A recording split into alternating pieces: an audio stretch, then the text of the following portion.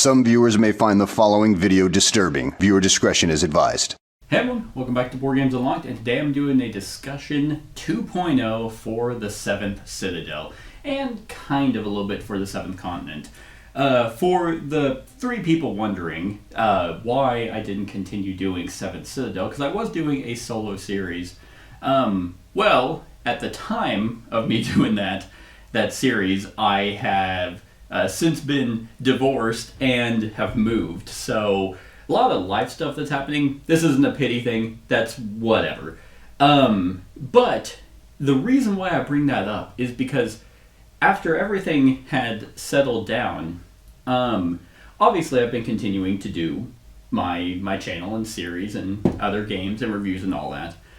But every time I would look at 7th Citadel and be like, oh, that's right, I have a series going for that, I should continue, I just really didn't want to.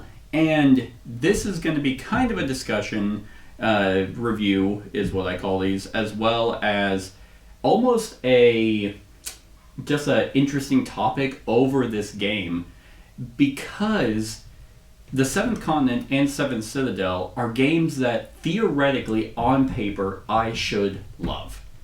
I am so enamored with the system of this game, but for some reason, the way it comes together at the end of the day is very dry. And this is something that I decided to do the review over instead of forcing myself to finish out my series, because I was going to do this as a cooperative series with Devin. For those of you that don't know, Devin is a very dear friend who has done a lot of series with me. Divinity, Oathsworn, Aeon Trespass, and I was like, perfect. He loves these kinds of games. This will be even more fun with another person. And we started a new campaign, had it recorded, got about 2 chapters into the Datacum's Awakening, whatever it's called, and he looked up at me, he's like, how you feeling? And I'm like, I'm bored. He's like, it's dry, isn't it? He's like, yeah, someone needed to say it, and we scrapped it. We just decided we were going to pick up a different campaign. And it's so mind-boggling to me, because I don't necessarily like this game solo, at least not recording it solo, but for some reason, cooperatively, it was actually worse, because when you're exploring the game, which you would think, oh, more people can kind of go out and explore, you're going to get to see more, the systems of the game seem to fall away. Because what I have noticed with both Citadel and Continent is a lot, like the exploration part isn't so much of seeing and diving into the world. It's a lot of, okay, boom, okay, that's what we see. Boom, alright, that's what we see. Like you're at a, what is it, the Dewey Decimal System at a library, is that what it's called? I mean, who the hell goes to a library anymore? And you don't really get to be engrossed in what is happening. You can't really read much. You see something that's there, but it's just a card of terrain. So then you're looking at the card and it's like, alright, I guess I'll discard the top card of my deck, and then I'll move to that terrain. Alright, gotta fiddle around with the fog cards and then set those out and be like, okay, I guess I'll see that one. And you flip it, see what's on there, do a check of discarding cards to see how many stars you get. And then you remove that to then fish out another card. And I think that's what the overall issue is with these games, is in other exploration games, one, it's either just a board, or the tiles are there, or you read something from a book, but you're involved in the overall map the entire time. And if you're reading, it's long, paragraphs of reading so you can get into the story. And the 7th Continent and 7th Citadel don't do that. Like, yes, 7th Citadel has a dialogue book, and that's a little bit more involved. But whenever you're done reading, it's just like, okay, let's set that aside to dick around with, a million cards.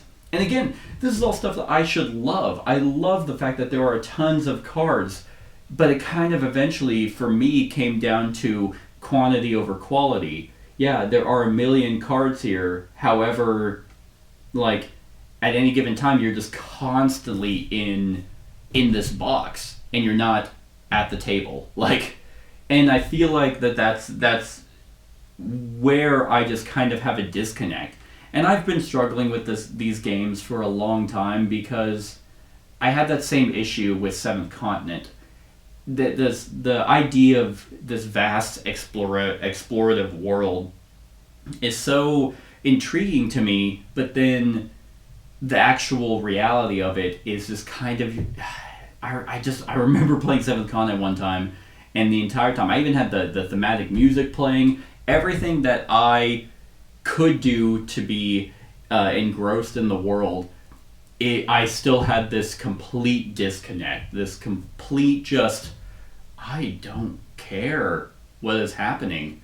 And I don't think that's really an issue with like its writing. Its writing is good. The world is very intriguing, but I think just knowing that I'm going to go from, one card to the next, to then go back into my catalog of numbers, to then flip them to just kind of rinse and repeat.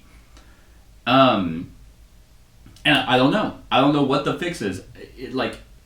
The Seventh Continent and Seventh Citadel should be something that I would love to continue to explore, because they do have intriguing things. Like at the very beginning of the Datacom's Awakening, there's like a stone slab that is right outside your base, and when you go to explore it, the check is like 99 cards, and so obviously you'll never be able to open it until you figure out another way to open it, and that's where the exploration part comes in.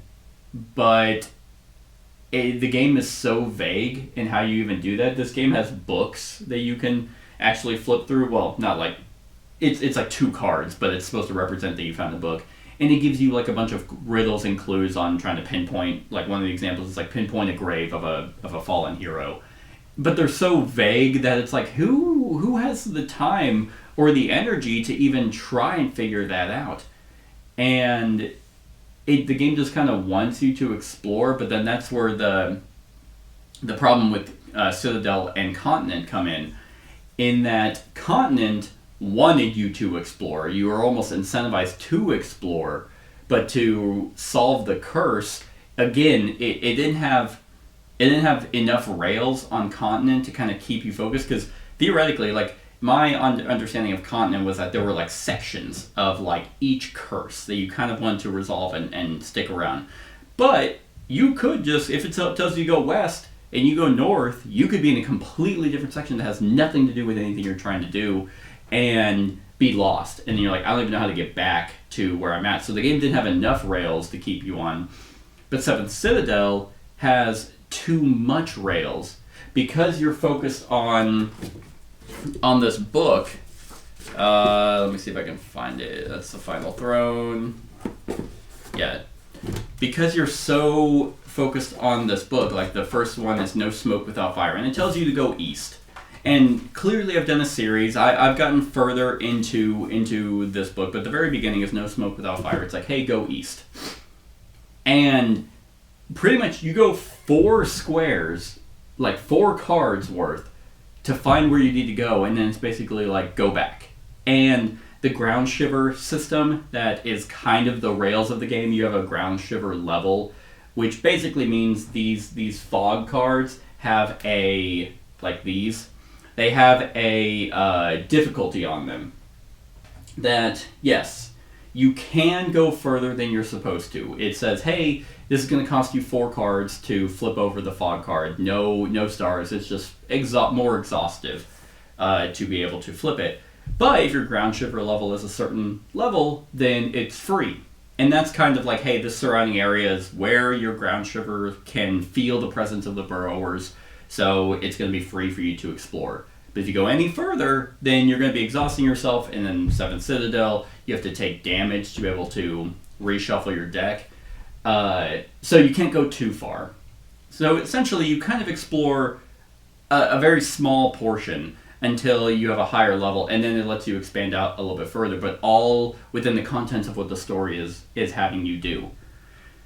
So I think in like the opening, like you go 4 squares and it's like, hey, you found what it wants you to, head back. There's no reason for you to continue exploring beyond that, besides just the fact that you want to. So I think Seventh Citadel has too much rails. So there needs to be a happy medium between none at all and too many. It's like, can I get like a bumper lane every now and then? Like, there needs to be something between, like, a balance between these two games, because normally with campaign games, I much prefer to play them with other people, but this one just did not work. Like, for some reason, it was yes, I was playing with another person, but we were both doing like our own solo thing. And then the narrative also didn't really make a whole lot of sense. It almost seems like they designed this to be solo, but yeah, you have other people you could potentially play with. Because, and I had the same issue with Seventh Continent, was it felt like you wanted to explore together because there were checks and stuff that would pull players and we both have to deal with them, but then you had a lead person and they were really the only one that were suffering any consequences. And then, like, in Seven Citadel, the narrative focuses on like one person. So if one person, for example, is going off to see what was happening in the east in the very beginning, scenario, the other person is kind of like dicking around. They're like, I guess I'll go north or south, but I can't go too far because, like, the game doesn't really want me to. So then one player is doing the story stuff and the other one's just kind of there. And then, like, for example, whenever it says, hey, if you get an objective, head back to the Citadel. Well, is that everyone? Or is that just the one person? Is it the person who got the objective? Well, that's just a card that's off to the side. So I'm at this conflict of Seventh Citadel where I don't really like playing it by myself, but I also don't like it with another person because I find it actually kind of worse. And is it an instance of I don't like it because I'm trying to record and I feel like the game is pretty dry? It's kind of hard to be entertaining with this type of game. So do I just play by myself? But if I'm playing by myself without recording, I don't want to sit there for hours and fiddle around with these cards. But I'm also intrigued by what's there, like the things that you can find that lead you to be like, oh, I want to see what that's about.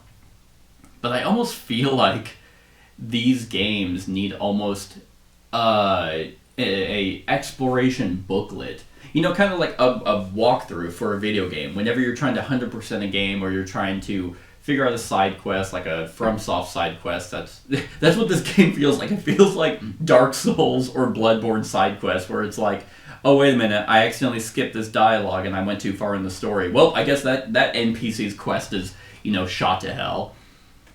But those games have walkthroughs. You can be like, I want to figure out Solaire's side quest. I want to do his quest to completion. And you have to look up a walkthrough that someone either figured out, or what I believe happens, the designers release that, because there's no way someone figures out some of this shit. It almost feels like Serious Pulp needs to do that. Hey, you want to figure out how to open up the slab? Here's the steps you need to take.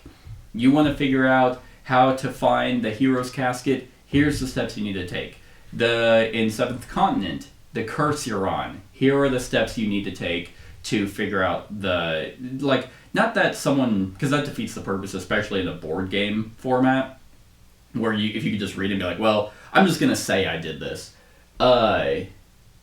Like something for you to reference so that you get the sense of exploration. But if you're like, man, I am really not figuring out how to open up this slab, then you can reference it and be like, oh, this is where I need to go. Hey, and maybe not even explain what it is, just be like, oh, go to card 272.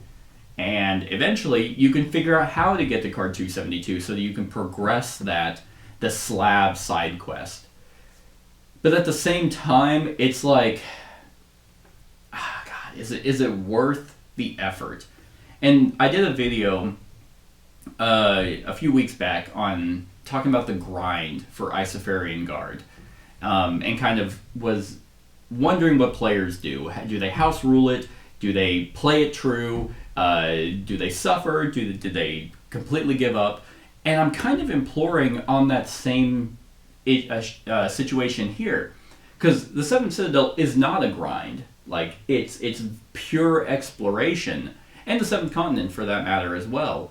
you're given I mean, you're not even needing resources or anything. It's just more of like, hey, what can you find at any given point throughout the threat, like the threat booklet, and based off the decisions that you have and the checks you're trying to run through and the deck that you craft. That's really it.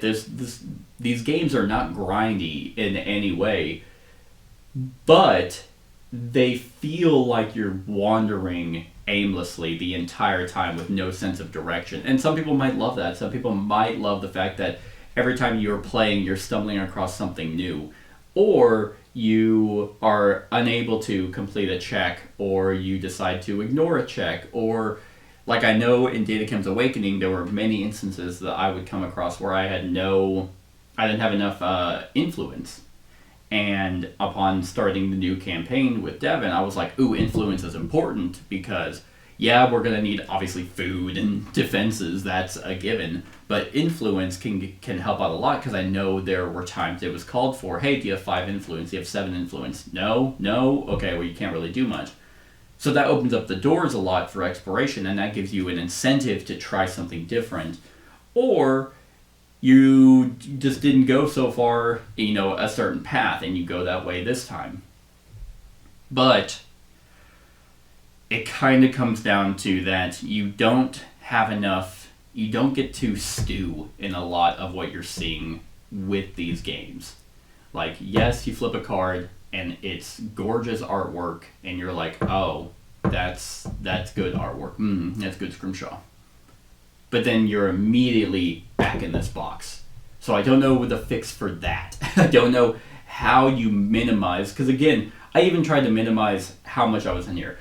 Every single card that I have is sleeved, but they are reverse sleeved to where the cards are open on the bottom. I know it's sacrilege, but the reason I did that is because it was easier for me to rifle through these cards whenever they weren't open up at the top.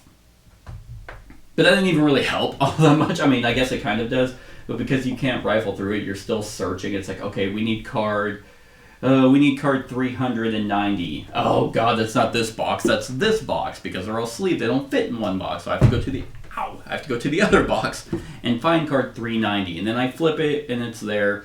Might have a paragraph or something to read, but you're just constantly reading little blurbs, and then you flip it and you're like, okay, that's there. All right, and then you move on to it, and it has like 4 things, and that's another card for you. Oh, hey, to look at that tree, it's 110. All right, let's go into 110, and then it tells you to do a check, and then you look at another card. So I don't know. I don't know if there even is a fix, if it's like headspace that I'm going into. There was just something about both of these games that just don't work for me anymore. Because there's other games that do this same type of map, expanding out, like Tainted Grail does that, but they do it again in a more concise way, to where when you are expanding out the map, it's very, very few cards. Like, hey, I'm moving from here to here. It's one card that you're pulling out. I think the biggest issue that I kind of actually have with this is that it's not card to card. It's not like card, 19 to card 54. It's the fog cards that you have to surround with, that you also have to flip to interact with. Like, oh, hey, in this instance, card number 1, because that's the one next to it, is this cracking sound resonates as the ground fractures between your feet, and then you have to do a check. And you hold your nerve and walk away at once. Okay, like I flip this to then do a check, to then immediately discard that card to get the card that I'm actually moving to. And I understand that those are events, and that's what makes these sections alive. But the fact that you have to put a card out, like, hey, I have to put out card, well, that's not going to work. I have to put out card 62. Nope, that's not it either. I can't find a card that's a map. There we go. 267. I have to put out card 267, and that means that where this card is at, the top right, and bottom, I need to now fish out 3 6 levels in this case, just to have a potentially, inconsequential event, to then be like, oh, 267, after I do that check, after I do that check, now I can reach back in. I did the top one. Now I have to go back in, and now I can find 355 to then not even immediately move to. I then have to spend a card to move on to it. Or it might not even be the direction you needed to go anyway. You're still wandering aimlessly, and then you're like, oh, well, don't need to do that. I guess I'll go right. And you rinse and repeat. So this box feels like it's the game. So I almost feel like if the fog cards didn't exist, that the game might move quicker, so you can kind of see more of the world instead of you're in this box, you're fiddling with cards a lot less, just to kind of progress and get to explore what's on the cards. And there are some cool stuff in these fog cards, but that was another issue I had with Seventh Continent as well, that they just kind of bogged the game down, where you're not getting to explore the world as much as you would actually like to, because it's just broken up by the constant events. Like, I don't know. I don't know what the fix is, because the overall system of 7 Citadel is fine. I think it's better. Every character has their own, has their own deck that they can deck construct. You don't have to deal with crafting anymore. That crafting system in 7th Continent is ass. You just have a weight system, so if you find a weapon, it doesn't break unless the card specifically says, if you use this, roll a die, 1 or 2, it breaks. But you have a weight capacity, so you're able to kind of have gear with you. That's just infinitely better. I mean, 7 Citadel is overall better. I much prefer a action adventure game versus a survival exploration game. But the overall systems are the exact same. So I don't know. I don't know if there even is a fix. This could just be one of those instances where these just aren't for me. Because I don't even think, again, I tried. I was for sure, the reason why I didn't continue the series was because I was like, this is not, I'm not having fun playing by myself. I'm sure it'll be a lot more fun with another person. But because you're rarely experiencing the same things at the same time, and you're not really able to kind of help each other out in any action, you're basically playing a, solitaire cooperative game. So then it's like, okay, well, I don't really like a co-op, so I'm guessing I just don't really like the game. I just like the idea of the game. The community aspect is cool. I mean, hell, even the map, which the plastic map is absolute caca. Like, this is trash. I really do not like this plastic map because it's so creased. But the idea of this being like an old map that you get to slide cards into eventually through actions and stuff, you can send scouts out to explore it, and you can look at it and be like, oh, this is where we started in Valengard, and based off the cards we got, we now know where certain things are, so you can kind of look at the map and be like, oh, I want to go see what that is. But at the same time, you can't even really do that here because the cards are going to just get so expansive. Just one of the 6 cards is 10 cards unless your ground shipper level is 7 or higher, which the game will tell you. It'll eventually go up, but if you ever come across a 6, you'd be like, well, I guess I'm going too far. I don't need to be here, or I really want to see what that is, but my deck is 30 cards. That's a third of my deck just to see what this event is. And the event could be cool. It could be, that's actually horrifying. It's it's a burrower. That's terrifying. And you have to fight that thing. And then if you survive, then it's like, hey, now I got to finally go see what that 6 card is. But too bad I'm injured and I can't really continue exploring, so I'll head back to the Citadel. I don't know. I don't know. I don't think... Definitely no one's raving about Seventh Continent anymore, and I feel like Seventh Citadel ended up falling short for a lot of people. I don't recall anyone talking about it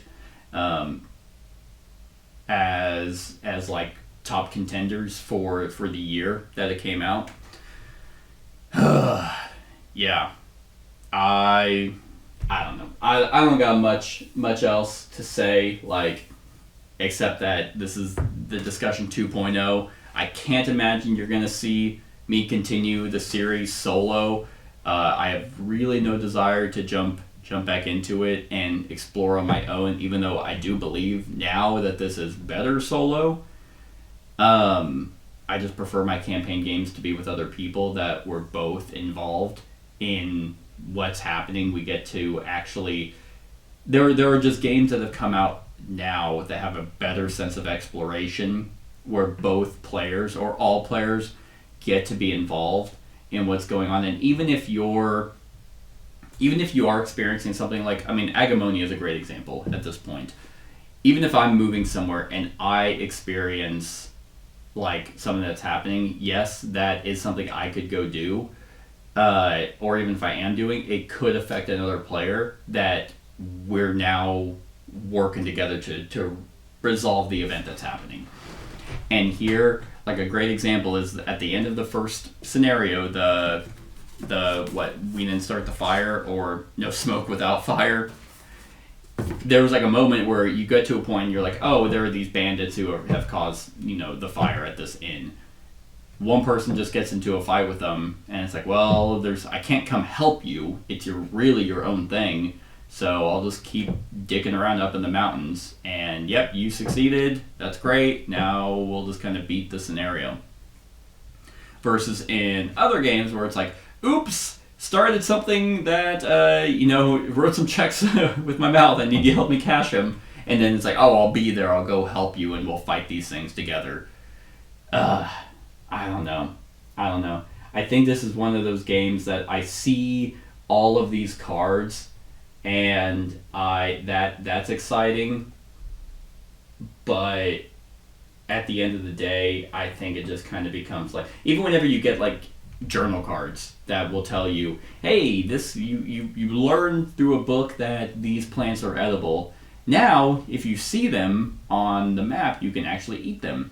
Theoretically, that's cool. You have learned something through literature that allows you to be like, that plant is edible and we can gain energy or we can heal from it.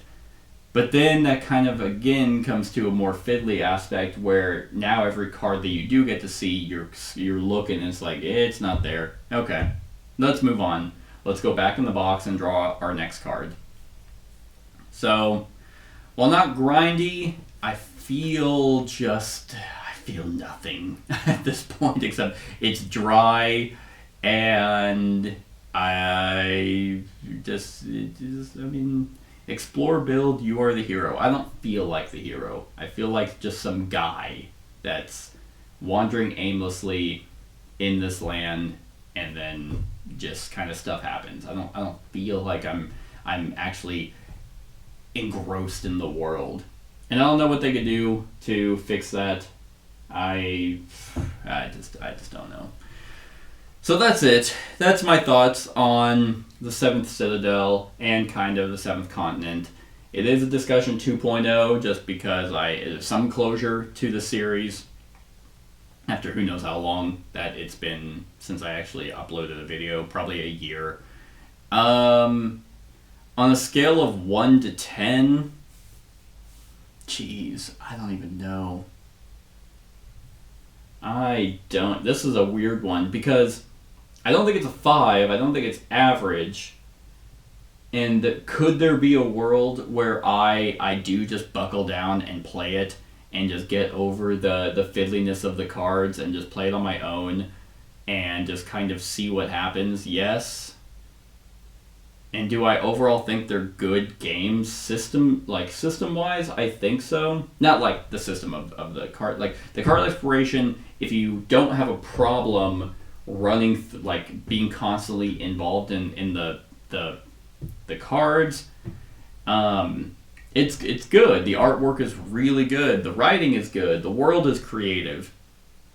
The characters themselves are whatever, but you kind of have to, again, stumble across shit that revolves around your character. One of the characters I was playing needed specific words to pop up for me to be like, oh, hey, now this is a part of my backstory, and you can come across all that. But I don't want to get rid of the game because I don't know why. Like, this is one of those games, though, that if I did end up selling, let's say someone wanted a copy of this in 7th Con, and I got rid of, I would probably never go out of my way to get it back. Like, and I'd be like, oh, yeah, those were games I had. But at the same time, I feel like I could kind of just eventually dive into it and maybe just play it on my own, not have to worry about cameras, not have to worry about another person. I just eventually sit down and play it and just kind of trudge on through and maybe finish a threat and be like, oh no, that was worth it. Because like a good example of how I can compare these games is if you're aware of the video game Tunic, I had started and stopped that game so many times, and it's like a Souls-like Legend of Zelda, which I'm a huge Souls fan, and I'm an even bigger Legend of Zelda fan. Like, subjectively, the Legend of Zelda games are my absolute favorite. And for some reason, that game was just not grabbing me. Like, I was constantly I was at the beginning that I don't know where to go, where I feel like I need to go. I can't beat it. But there was just one day I sat down and I was determined to get further. And once I finally got past that wall, that game was phenomenal. I ended up beating it. I did the major awesome game length quest that is one of the best I've seen. Like, its major puzzle was the best I've ever seen in a video game. I was even listening to podcasts on that game because it was designed by one person. It was astounding. And maybe that's what this is. Maybe there's just a wall here that I just can't get past, and someday I'm just going to sit down and play it and finish out the threats and be like, that was amazing. The small things that you can't do immediately, it's like, hey, I finally figured out the puzzle and I got through it and that was well worth it.